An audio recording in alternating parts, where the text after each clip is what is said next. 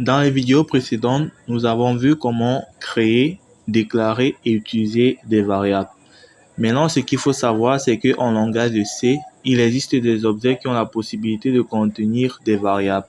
Donc, ce sont en fait des variables qui contiennent d'autres variables. Et ces objets, on les appelle des types composés. Donc, ce sont les types composés que nous verrons tout au long de ce tutoriel. Donc déjà, je vous souhaite la bienvenue dans ce nouveau cours où nous parlerons des types composés en langage de C. Cette première vidéo portera sur les tableaux, les types composés, les tableaux en langage de C. Ensuite, nous ferons la seconde vidéo qui portera sur les structures. Mais déjà, si vous êtes nouveau sur la chaîne, je vous demande s'il vous plaît de vous abonner à la chaîne pour pas manquer les prochaines vidéos et de lâcher un max de pouces bleus. Ça aide beaucoup pour le référencement de la vidéo.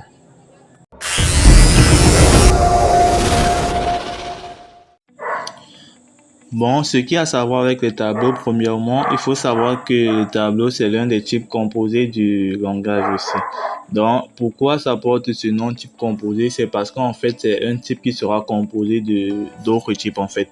Donc, le tableau, c'est en fait un objet qui va stocker en son sein plusieurs autres types d'objets. Donc, vous pouvez voir ça comme une variable qui contient d'autres variables. Donc, dans ce cas, on peut déclarer dans des tableaux de plusieurs types, des tableaux d'entiers, de réels ou encore de caractères. Mais la déclaration des tableaux, elle est assez proche de celle des variables. Pour déclarer un tableau, on précise son type. Si c'est un entier, on met int. Si c'est un flottant, on met float. Après avoir fait cela, on mettra maintenant le nom du tableau. Dans le nom du tableau, je vais par exemple l'appeler tab. Et maintenant, on va préciser la taille du tableau. Donc là, je vais mettre un tableau. Voilà. Donc là, on précise la taille du tableau. À cet effet, la taille du tableau, en fait, ça doit être une constante. Donc, lorsque vous définissez la taille de votre tableau, cette taille doit en fait être une constante. Je vais vous expliquer pourquoi. En fait, lorsque vous créez une variable, je ne sais pas, n'importe laquelle, peut-être lorsque vous mettez int A ou int B, ce qui se passe en mémoire, c'est que la mémoire réserve un peu d'espace pour stocker les valeurs de cette variable-là. Donc, c'est la même chose avec les tableaux. Donc, lorsque vous déclarez un tableau, en fait, la mémoire va réserver des espaces mémoire séquentiels, donc qui se suivent. Comme là, j'ai mis la taille du tableau, ça veut dire que la taille du tableau, c'est de 12. Ça veut dire que le tableau aura une taille maximale de 12 cases. Donc, on va réserver 12 cases rien que pour le tableau. Si vous ne précisez pas la taille du tableau, eh bien, le compilateur ne saura pas quoi réserver, quel espace réserver. Et il faut savoir que la réservation va aussi dépendre, en fait, du type du tableau. Je prends un exemple. Les tableaux de type int dans les nombres entiers, ils occupent en fait en mémoire 4 octets. Donc, c'est-à-dire, si vous déclarez un tableau de type int, ça veut dire que l'adresse du premier élément, si c'est par exemple 1000, l'adresse du second élément sera de 1004. Donc, les éléments sont séparés par une distance de 4 octets. Avec float, ça peut être encore plus grand. Donc, tous les types de variables n'ont pas en fait la même mémoire n'ont pas en fait la même taille en mémoire. Mais ceci dit, il est possible évidemment de ne pas préciser la taille du tableau, mais ce n'est pas encore le cas maintenant. Pour le faire, on utilisera une fonction qui fait de l'allocation dynamique de la mémoire. C'est la fonction malloc que nous verrons plus tard. Mais dans notre cas, on va préciser toujours la taille du tableau. C'est une constante.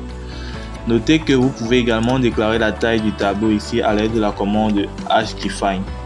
Dans hdefine, vous mettez le nom de la constante, par exemple n, et vous mettez la valeur de la constante. Je mets par exemple 5. Donc là, à ce niveau, depuis maintenant, je viens mettre par exemple n ici, parce que j'ai déclaré déjà en haut qu'il s'agissait d'une constante. Donc là, c'est déjà bon. Bon, maintenant, ce que je vais vous apprendre, en fait, c'est comment remplir les différents éléments de notre tableau. C'est bien beau de créer un tableau, mais il faut également savoir le remplir et savoir quelle est un peu son utilité. Bon, là, à ce niveau, je viens en fait de faire ce qu'on appelle une boucle d'enregistrement. Donc, comme son nom l'indique, elle va nous permettre d'enregistrer les différentes valeurs de notre tableau. Notre tableau, eh bien, il a 6 cases parce que j'ai défini sa taille. Pardon, il a une taille de 5.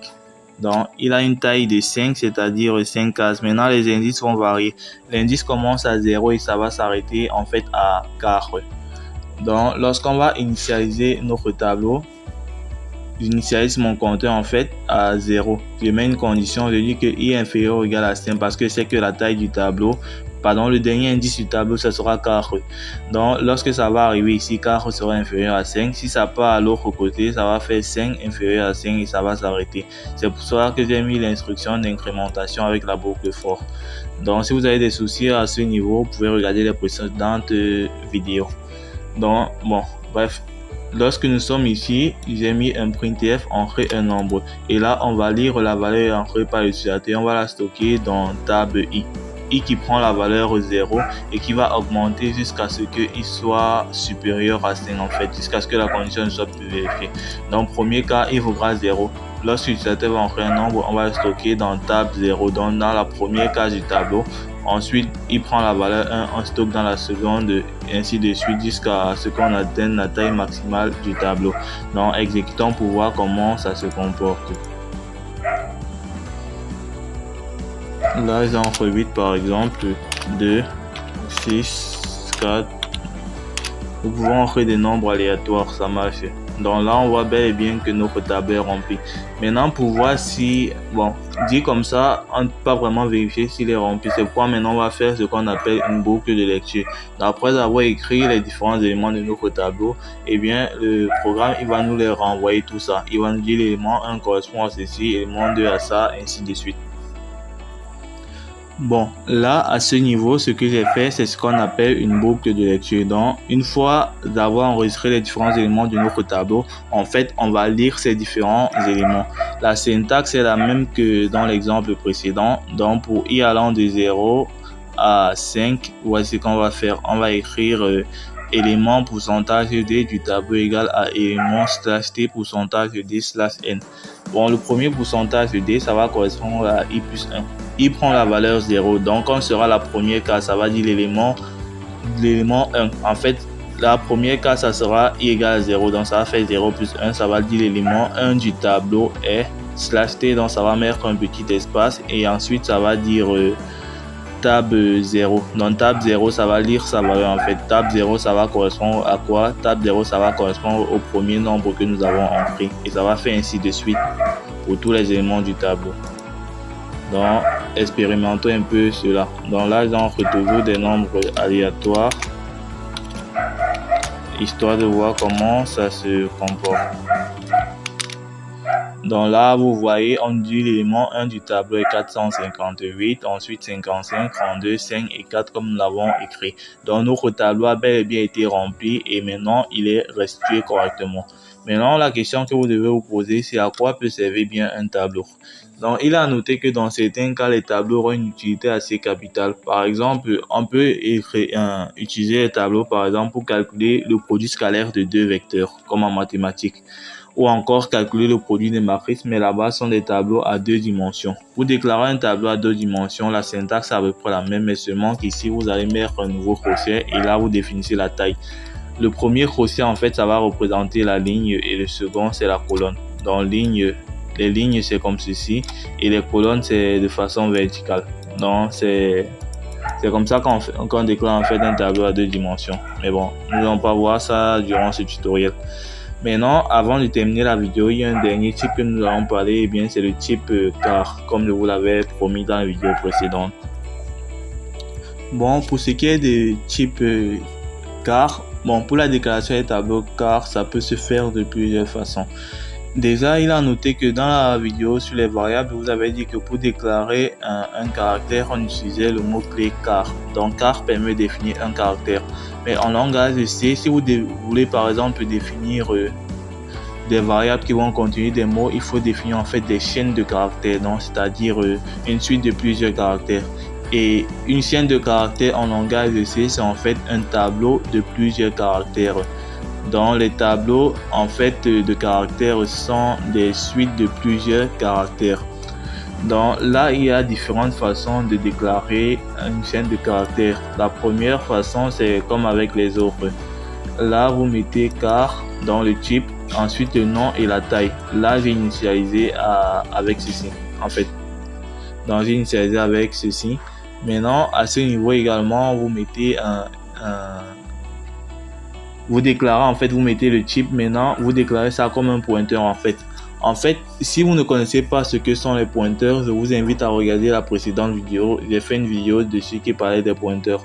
Donc là, on déclare en fait un pointeur vers le premier élément de notre tableau. Dans la première case, étant donné que ça commence par N, notre pointeur il va pointer sur N. Donc ce que le compilateur va faire, ça va lire tout ce qui vient à la suite du N. Et lorsque ça va rencontrer notre caractère anti/nul, parce que en réalité, un tableau, lorsqu'on déclare un tableau, peut-être, je sais pas, de 10 cases, et qu'on met peut-être un mot peut-être qui a 5 caractères à l'intérieur, en réalité, ça va occuper plutôt 6 caractères. Donc, il y aura en fait 6 caractères parce que le dernier caractère, c'est réservé à l'ordinateur. Ça va mettre le caractère un \0 pour dire que c'est la fin du tableau là-bas.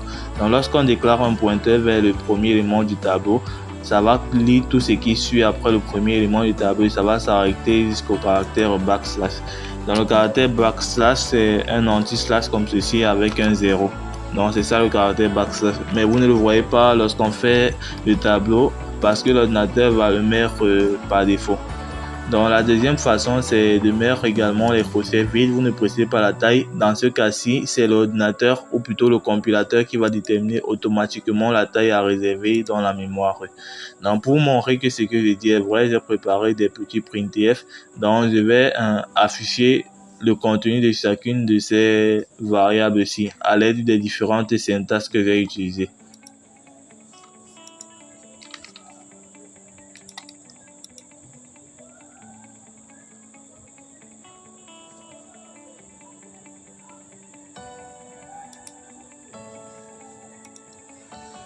Voilà, le programme est exécuté avec perfection. Donc vous voyez, le premier ça affiche bien Game Studio, le second et le troisième. Donc c'est pour vous dire que les syntaxes sont à peu près les mêmes. Et petite remarque, lorsqu'il s'agit de lire une chaîne de caractères, on va utiliser le pourcentage de S comme string. Lorsque c'est un caractère, c'est pourcentage de C. Donc pourcentage de S pour string et pourcentage de C pour caractère. Donc, je pense qu'on va arrêter là pour la vidéo. Je vous remercie énormément de m'avoir écouté et je vous demande s'il vous plaît de lâcher un max de pouces bleus. Ça aide beaucoup pour le référencement de la vidéo. Et je vous invite également à vous abonner à la chaîne pour ne pas manquer le prochain tutoriel et à faire un tour dans la description pour voir mes précédentes vidéos.